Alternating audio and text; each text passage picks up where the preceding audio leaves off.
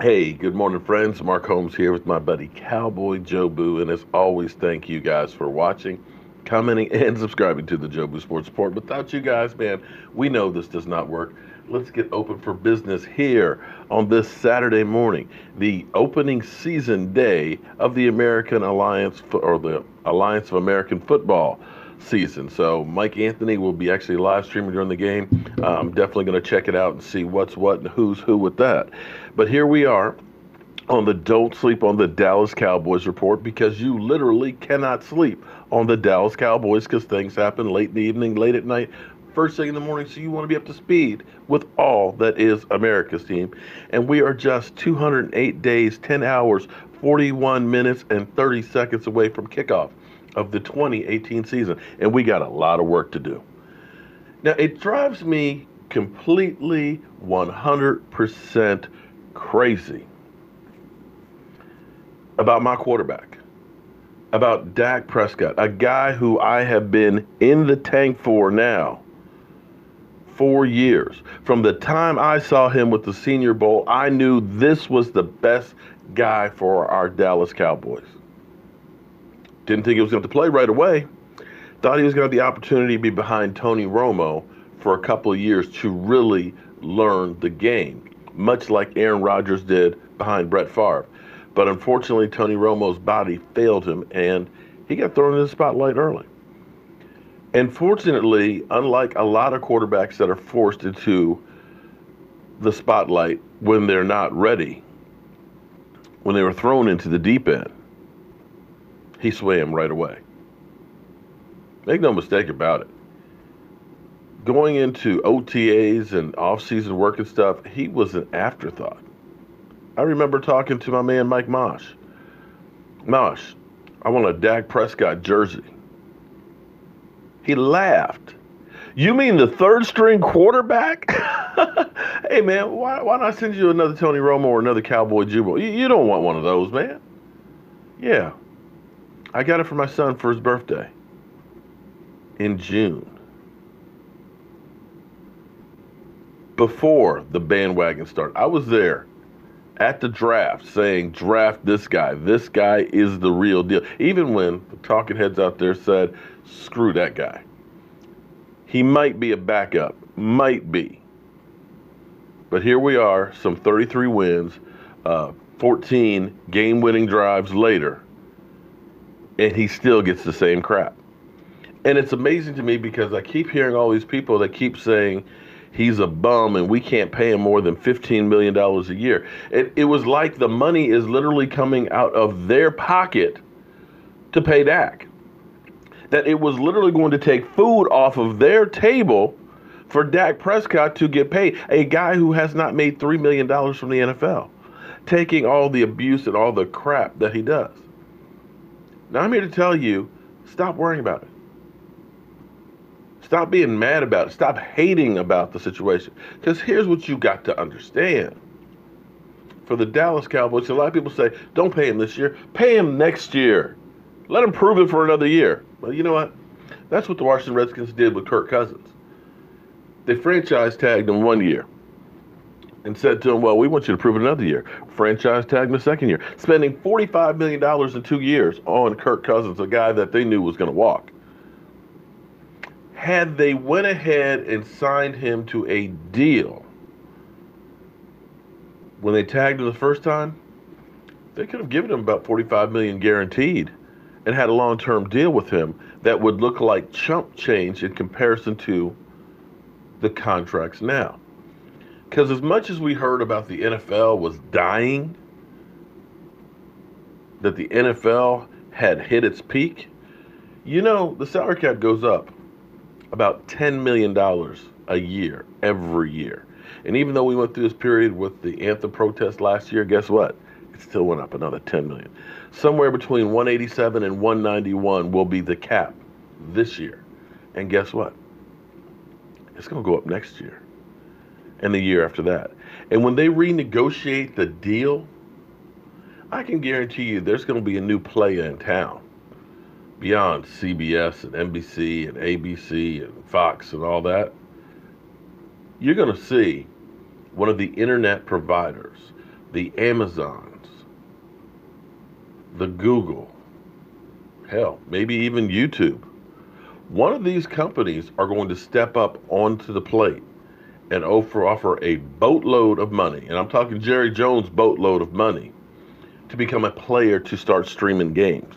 The NFL is already doing that. Now, they're doing it for free on Twitter, Sunday night games, Thursday night games. Just giving you a taste. Just a taste of that crack. Get you hooked on it. Oh my God. Because you know what? More women watch games on Twitter than anywhere else. They understand about making money. And when they sign that fat ass deal, you're going to see the cap spike even more. Because, see, what you're dealing with right now is, and not understanding the way it works with a contract. The contract's not about today's dollars. The contract is about tomorrow's dollars and down the road. And as far as making deals with the cap, the Cowboys were in cap hell, so to speak, when there really is no such a thing. Where we are usually at this time of the year about 20, 25 million under the cap, and we got to hit these triggers that they put into contracts and say, let me get a 10 million here from Tyron Smith, or let me get a $10 million here from Tony Romo, so we can balance the books at least on paper. Now, what I want you to understand, and I'm telling you not to worry about it, understand where we are right now today. Before we make a single move, before we decide if we're going to keep a Terrence Williams, if we're going to say, Sean Lee, you need to take a pay cut, if we decide that La'el Collins being the ninth highest paid tackle, right tackle in football, if we need to restructure him or maybe make a change up there, or if we decide we need to renegotiate a Tyrone Crawford type contract. Those are things that are going to change your money situation and give you more relief. And worst case scenario, if you do need some money, all you got to do is take a pen with Zach Martin's contract that we just signed, that the ink is not dry yet. Bam, you got another $10 million. So money isn't the issue here, because the Dallas Cowboys changed what they did years ago.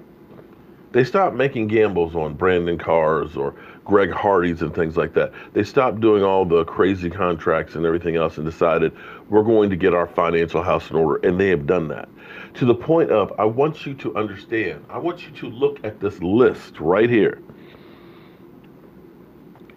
This is the amount of cap space that teams have currently right now. The Colts, unbelievably, have $109 million. You know, of course, the Jets, they ain't paying nobody. The Doo-Doo Browns, the Bills, the Raiders, the Texans. And it's not until you get all the way down here to the 49ers, you even get to anybody in the NFC who have $60 million. $60 million. When you got the Seahawks at 52, you got the Bengals, you got the Cardinals, and then you got the Dallas Cowboys at 46 million. Wow.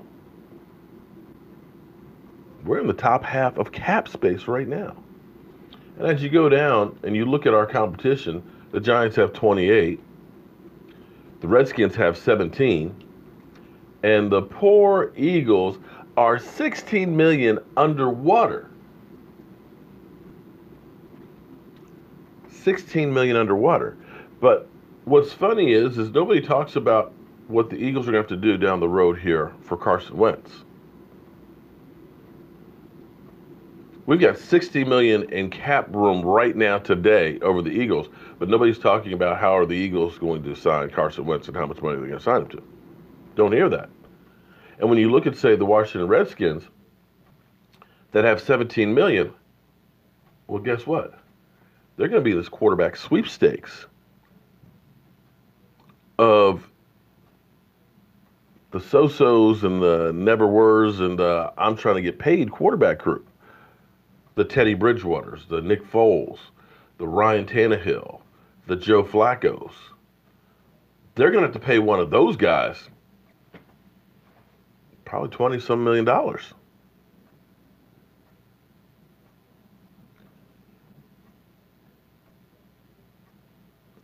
So from a cap standpoint, we're okay. And understanding the way the Dallas Cowboys do their contracts, here's what's incredible. The Dallas Cowboys know how to do them.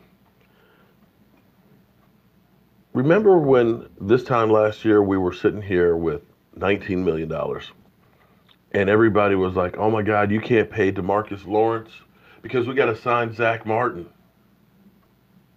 We can't do that. You can't pay D-Law. Let him go. He's going to be too much money.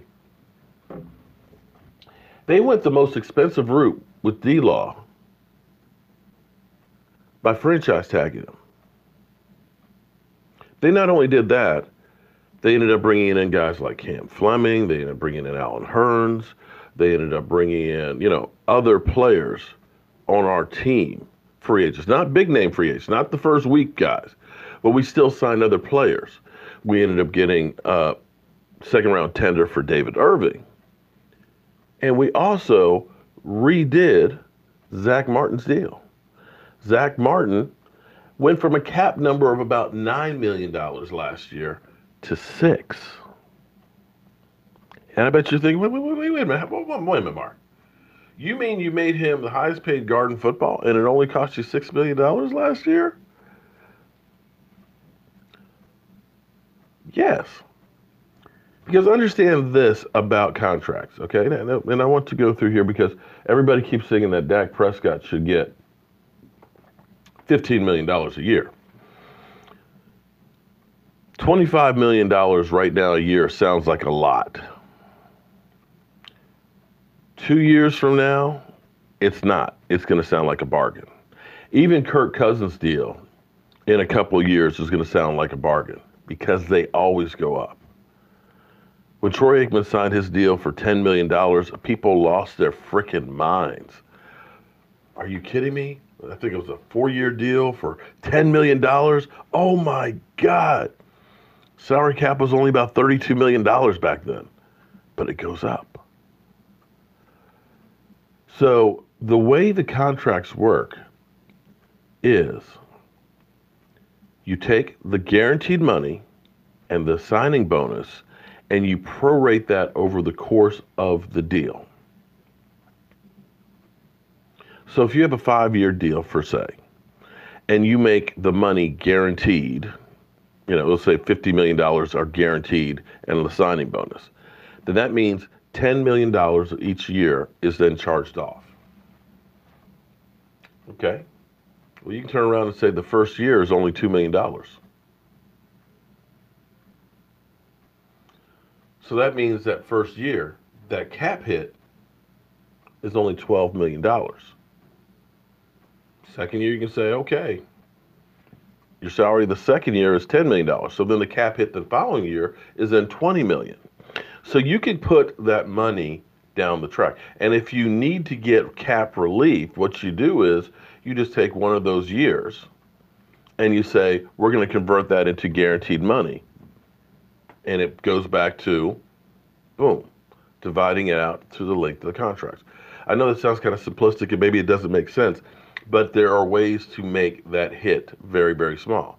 So when you look at, let's say, Amari Cooper, who is scheduled to make $16 million this year, you could turn around and sign to a deal like, say, Des Bryant, and that $16 million cap hit could end up being about $8 million this year. So you could therefore save money on the cap, knowing that the cap will go up in other years, knowing that you will also be creating more space by getting younger and going through the roster. Because here's what you really have to see and understand about football.